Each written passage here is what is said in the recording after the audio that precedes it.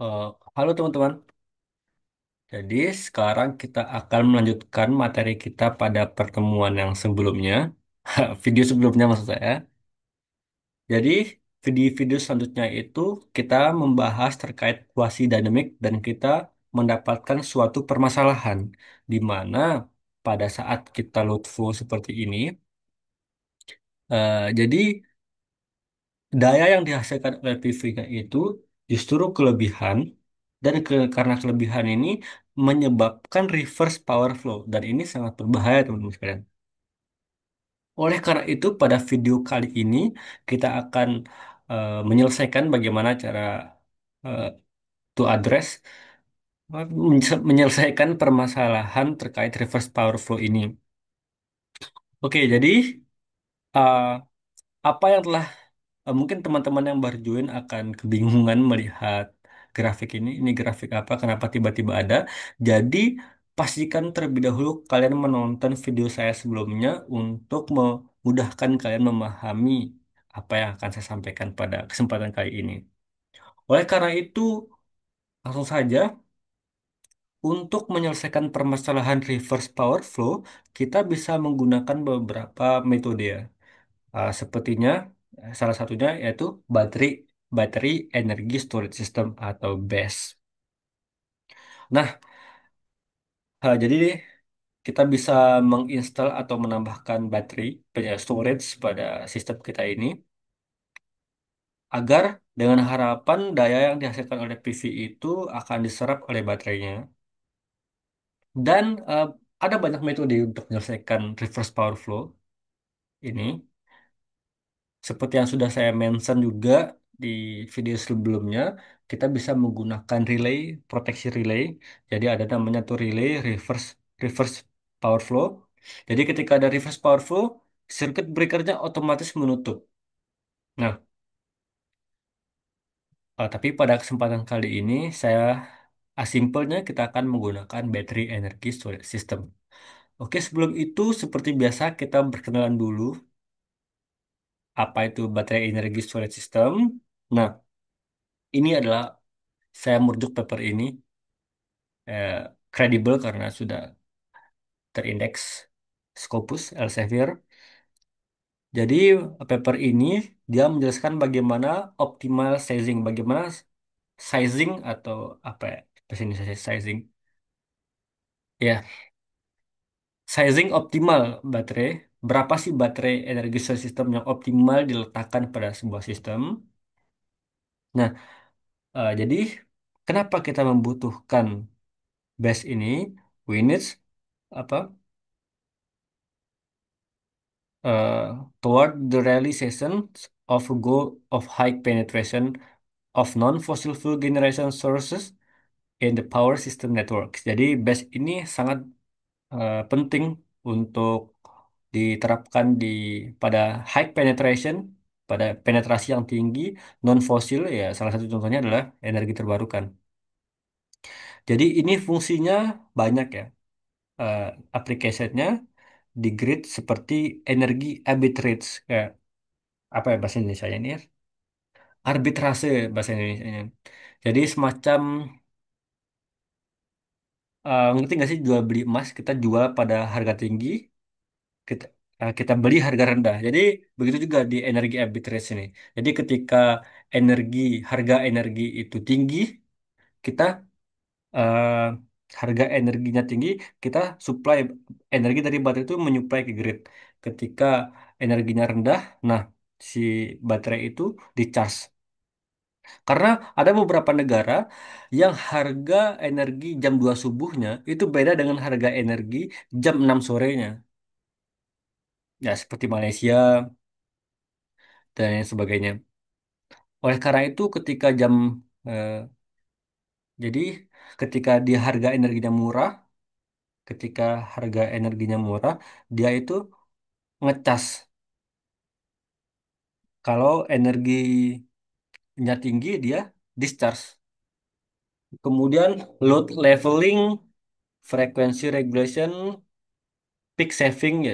Jadi ketika dia puncak, dia membantu ketika energi energi di satu kebutuhan energinya di puncak. Nah, dia membantu supply, power loss minimization, voltage deviation, power quality, and etc. Banyak. Dan di penelitian saya memiliki salah satu penelitian, baterai itu saya gunakan untuk virtual inertia. Nah, ini inertial response and primary frequency research based on the inertia contribution of the generating units of the network. Jadi penentuan baterai energi storage system itu tidak sembarangan ya. Jadi tidak bisa saya pasang segini deh, saya pasang 2 mW, saya pasang 3 mW, itu enggak seperti itu. Ada metodenya untuk agar dia optimal. Nah, dan pada video kali ini karena kita cuma belajar, yang penting kita bisa install saja, terus kita tidak pakai metode yang optimal seperti paper ini. Ya, kita kira-kira saja lah nanti hasilnya seperti apa. Dan saya juga pernah membuat penelitian seperti ini menggunakan MATLAB. Jadi optimal sizingnya menggunakan algoritma genetik, particle sum optimizations, kemudian dan lain sebagainya. Oke, sekarang kita akan menuju ke ini. Jadi clear ya. Jadi ketika kita running ini, ada reverse power flow segini. Oleh karena itu kita akan coba install baterai. Nah, di sini ada baterai. Tapi saya merekomendasikan kalian menggunakan ini synchronous static generator.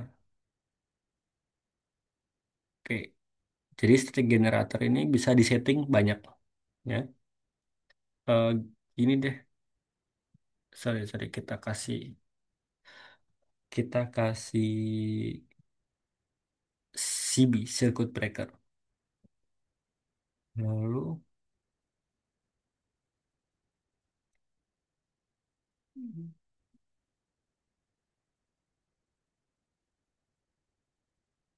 oke, baru kita letakkan static generator.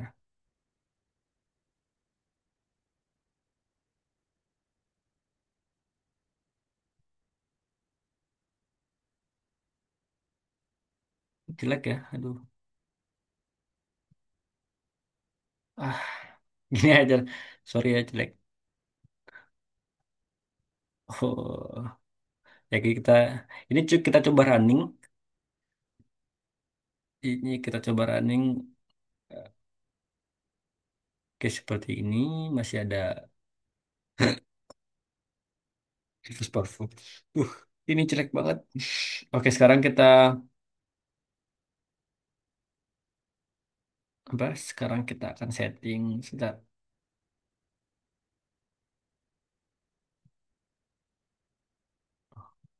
Mana? Setting. Nah, jadi ini bisa jadi banyak macam.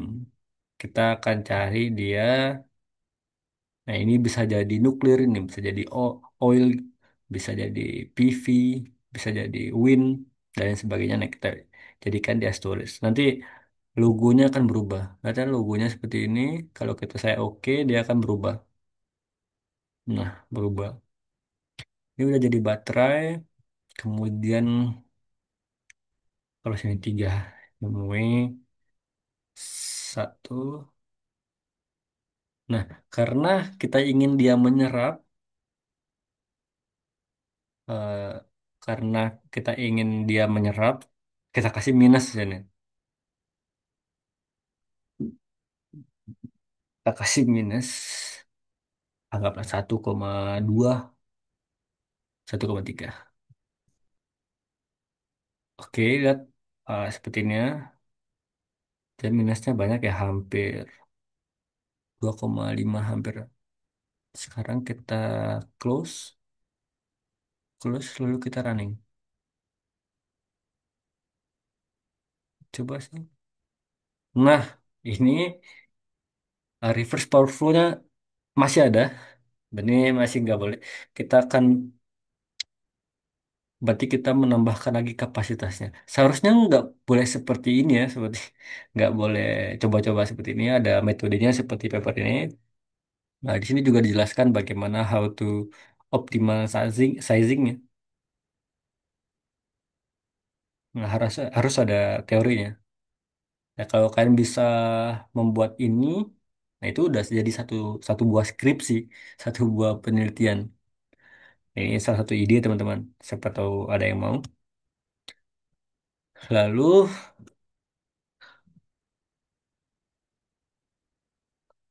kita tambahkan. Kalau kalian mau sih kalian bisa buat optimalisasinya menggunakan MATLAB ya. Nanti kalian tinggal masukin datanya ke Silent untuk membuktikan ya itu bisa jadi skripsi lah. 1,7 kita running there. Masih lagi dikit lagi. Mungkin dua, mungkin dua. Nah, kata-kata mungkin ini loh teman-teman yang membuat ini kurang ya, yang membuat ini tidak efisien. Tapi kita cuma belajar yang penting tahu aja deh ini fungsinya apa. Nah, dikit lagi. Jangan. Dikit lagi 2, oke lah, terakhir 2,2 kayaknya nggak efisien kita kasih sorry 0 negatif 0,2 misalnya. Oh. Der, oke, sudah tidak sudah tidak over lagi,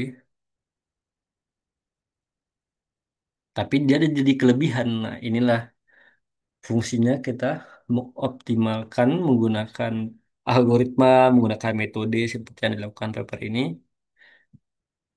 Once again teman-teman, yang saya sampaikan itu hanya untuk tujuan belajar agar teman-teman bisa mempelajari apa, mengetahui ini fungsinya apa, tujuannya apa. Oh, ternyata ini bisa menyelesaikan permasalahan ini gitu. Nah, kalau kita merujuk kepada apa studi case kita, jadi kita sudah menyelesaikan ini ya, yang 1,2 MVA. Nanti rencananya akan sampai 2,4 MVA.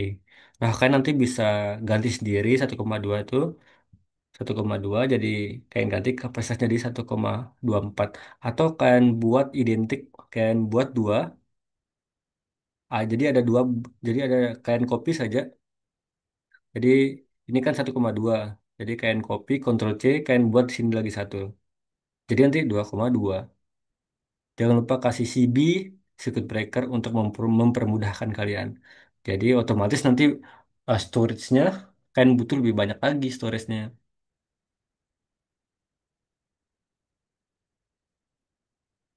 Oke, sebenarnya, nah, mungkin dari teman-teman sekalian ada yang bertanya, terus bagaimana dong kalau misalnya kita di sini kondisinya ini kan menyerap, bisa nggak dibuat otomatis gitu? Nah, ini pembebannya otomatis, bisa kalian tambahkan saat apa? Kalian buat virtual power plants agar dia bisa automatic dispatch. Ini kan tidak otomatis ini, sudah pakem harga kapasitasnya sekian. Oke, mungkin saya akan jelaskannya itu di next video. Ya, semoga apa yang telah saya sampaikan pada kesempatan kali ini, kalian dapatkan ilmu, kalian memahami. Oke, mungkin saya akan review ya apa pertemuan kita pada kesempatan kali ini. Jadi, awalnya kan kita simulasi ini, lalu ada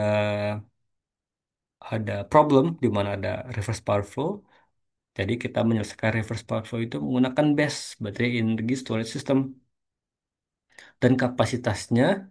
Nah, BESS itu fungsinya apa?